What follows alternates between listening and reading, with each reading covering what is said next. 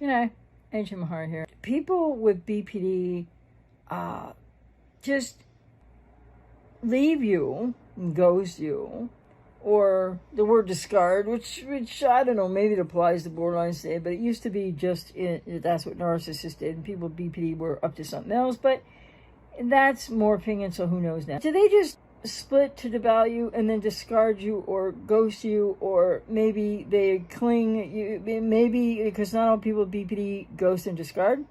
Sometimes other people have to break up with them, and that's probably even more difficult. Don't know. I'm sure it's painful both ways. The people with BPD just like want to dump everything on you, all the bad feelings, and then they're going to devalue and split to devalue and dump you, so they can go on to the next person thinking that they won't have all that stuff that they dumped on you to feel anymore. No. Guess why that's not true? Guess why that's not accurate? Because people with BPD are not that consciously aware of why they're doing what they're doing. Sorry, the camera's like bouncing around the phone. People with BPD are looking to avoid their pain, which might be a little bit more primal pain, but they're looking to avoid it in all the most unconscious yet, protective ways that they can. And codependents in a different way are doing the same thing. So it's not the same pattern, but it comes from a genesis in childhood of woundedness that isn't the same either, but oh so close. Oh so close. And then, so after the BPD relationship breakup, are you gonna have BPD traits? No. Are you gonna feel like you maybe lost yourself more, or you don't know yourself? Yeah. But this idea of BPD traits, and then if you don't do what a YouTuber tells you to do, or somebody out there, then you're always going to have these BPD traits. It's not accurate. Why? Because BPD traits are just human traits pathologized by the American Psychiatric Association as BPD traits.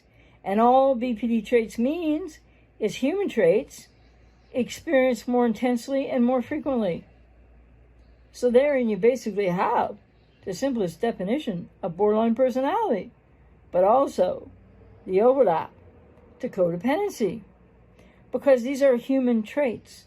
And so when you've been with somebody with BPD who doesn't split to just devalue and ghost and then end the relationship, they might do that, but they don't do that to dump and leave all their pain with you.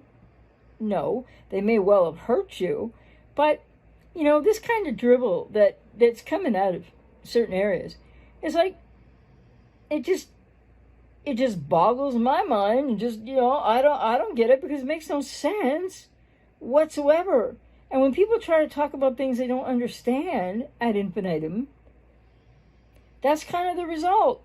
But the bottom line is, people with BPD are not trying to dump their stuff and their pain on you and then take off and, now I can go to the next person, it'll be better.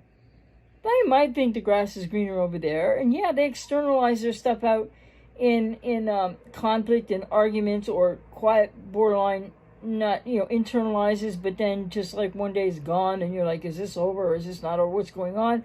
And it's really painful. But BPD traits, in quotes, are human traits. Experience, this is right from the APA, ladies and gentlemen, experience more intensely and more frequently. And people with codependency can experience those human traits more frequently and more intensely, and especially after, but because of codependency to start with, and especially after having been hurt, confused, and devastated by somebody with BPD.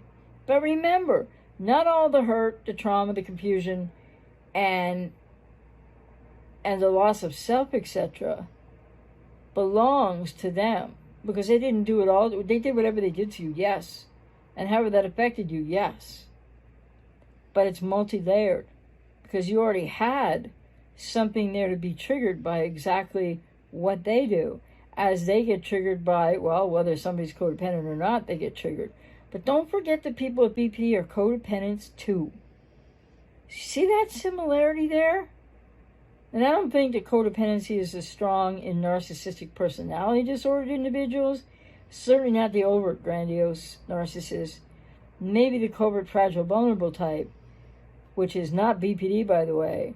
But the bottom line is, you gotta really parse information out there, because people with BPD don't understand enough about what they're doing in this area of why they leave relationship after relationship.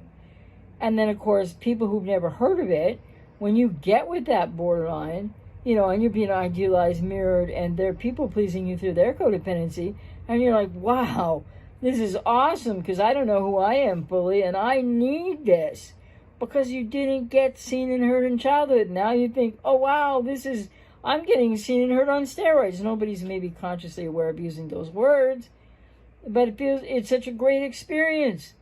Well, but that comes from your woundedness too. And when you get with a person with BPD, and you might not know what's happening, and you might not even realize you have codependency. It's what I've termed many times before, talked about in videos, the unconscious setup. So people with BPD don't leave you with BPD traits. They'll leave you with less of yourself, and that's your responsibility too. It's not all on them. And they can't make you feel how you feel. They might have hurt you, abused you, devastated you. So to that point, yes. But to how you feel after that and how you deal with that, that's your responsibility. Just like whether or not they'll go get treatment or not. You need to get into therapy to get treatment. And I'm out here to work with you. If I resonate with you, and you can go to ajmahari.ca to read more and to purchase a session or more if you'd like. But this idea of, quote, BPD traits, unquote, makes me laugh, because they're human traits. There's no special BPD traits, like 9 traits are over here, except maybe the 9th one. But the 8 other BPD traits are not like, they're over here and they're all just BPD traits. Watch out, you're going to get them. No. They're human traits, and you already have the same human traits. And people with codependency have, often, not all, have fear of intimacy, have abandonment wounds from their childhood, fear of abandonment, not the same maybe as a person with BPD. So just think about it. Why would a person with BPD even know? Like, why would they consciously, they're not aware enough to be dumping their pain on you, and then going to the next person thinking there will be no pain. Well, they might think it's going to help something, but not consciously in that descriptive way I just put it. And so the other thing you have to remember is there's really no such thing as, quote, BPD traits, unquote.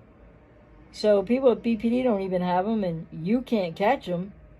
So it's human traits, more frequently and intensely experienced, is how they built the definition that pathologizes people with BPD. And I'm not saying that there isn't massive issues there and trauma that they need to heal, and they definitely need therapy.